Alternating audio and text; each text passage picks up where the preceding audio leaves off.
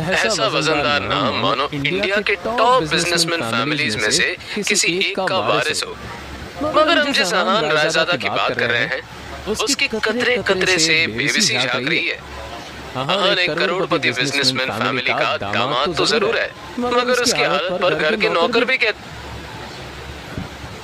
अहान रायजादा ऐसा वजनदार नाम मानो इंडिया के टॉप बिजनेसमैन फैमिलीज में से किसी एक का वारिस हो। मगर हम जिस अहान रायजादा की बात कर रहे हैं, उसकी कतरे कतरे से बेबसी झांक रही है। अहान एक करोड़पति बिजनेसमैन फैमिली का दामाद तो जरूर है, मगर उसकी हालत पर घर के नौकर भी कहते थे, कुछ पैसे चाहिए तो बता देना, तुम्हारी गरीबी देखी नहीं जाती। कहने को तो अहान जैसी रिच फैमिली के दामाद सड़कों पर महंगी कार दौड़ाते थे, महंगी ग्लव्स ले जाते थे, मगर अहान की लाइफ में तीन चीजें आम थी। पहली चीज बेइज्जती, दूसरी चीज बहुत बेइज्जती, और तीसरी चीज बहुत से भी ऊपर वाली बेइज्जती। और हाँ, कभी कभी वो किसी रईस को जब अपनी बीवी को एक महंगे होटल में खाना खिलाते देखता, तो वो खुद से कहता, एक दिन अपना टाइम भी आएगा जब मैं महंगे सूट में ऐसे किसी महंगे होटल में अपनी बीवी शनाया को पैशन के साथ खाना खिलाऊंगा।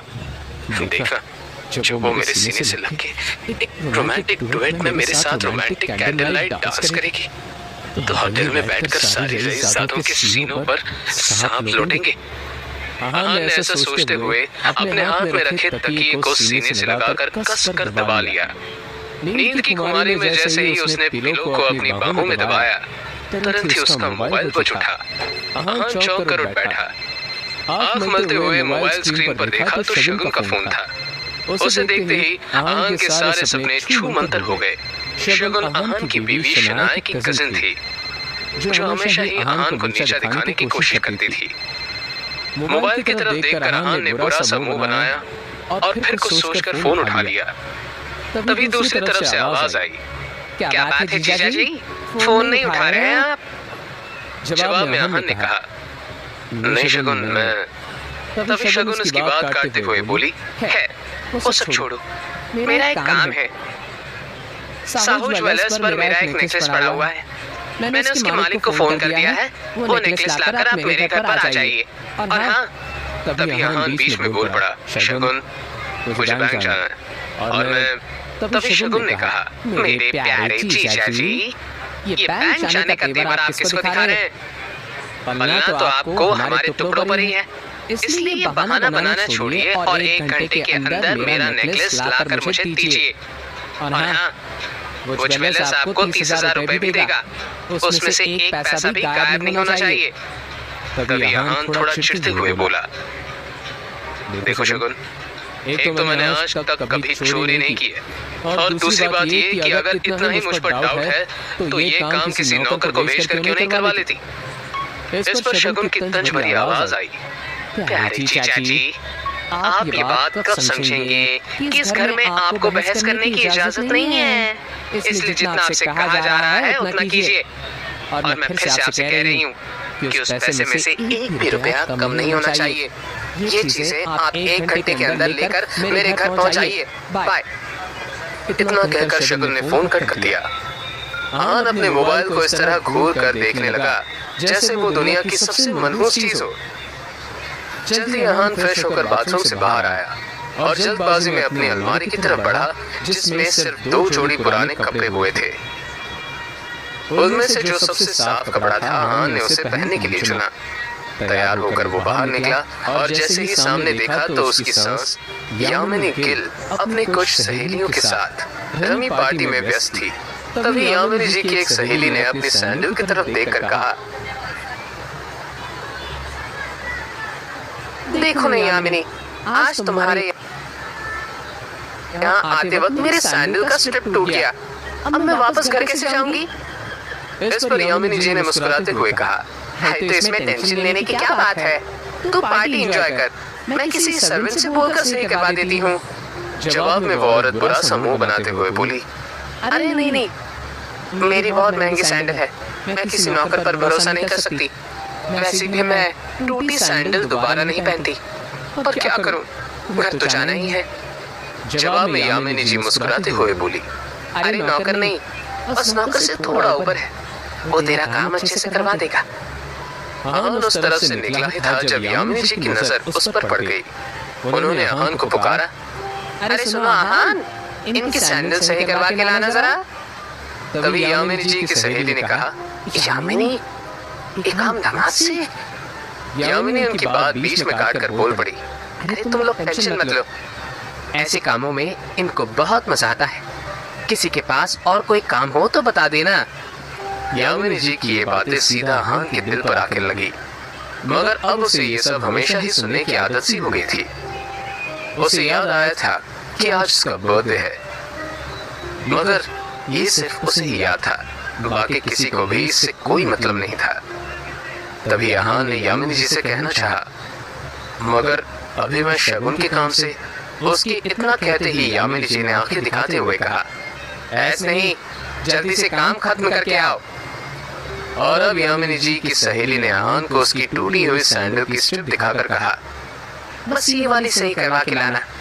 कहते हुए उसने आहान का हाथ उठाकर सैंडल आगे उसके हाथों में पकड़ा दी। आहान सर झुकाए उस सैंडल की तरफ देखने लगा। न चाहते हुए भी आहान को ये काम करना पड़ रहा था। उसे जाते देख यामिनी की बाकी दो सहेलियों ने भी अपने अपने काम पकड़ा दिए।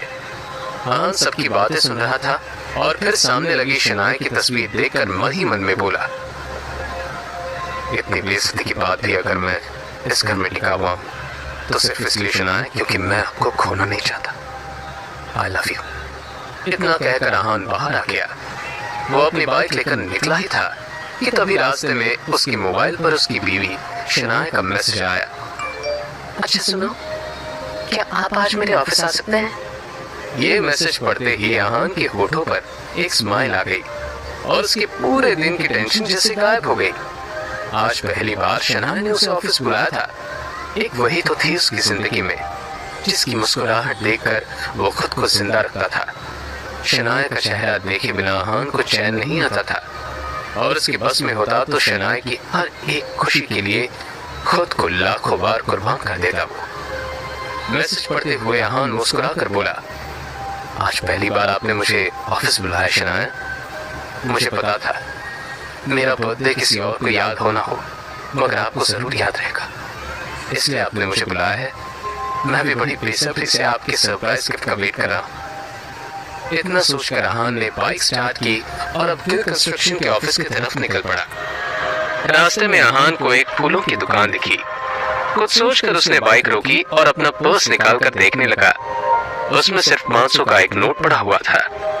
उस नोट की तरफ देखते हुए आहान ने कहा, ओह, 2 ही जोड़ी कपड़े हैं मेरे पास। बैंक जाने के लिए इन्हें पैसों से मुझे नए कपड़े लेने थे, पर कोई बात नहीं, शनाया से बढ़कर कुछ भी नहीं। और फिर उस पैसे से आहान ने शनाया के लिए फूलों का वो बुके ले लिया। जैसे ही आहान वापस मुड़ा तो उसे शगुन का काम और अपनी सास के दिए हुए काम याद आ गए।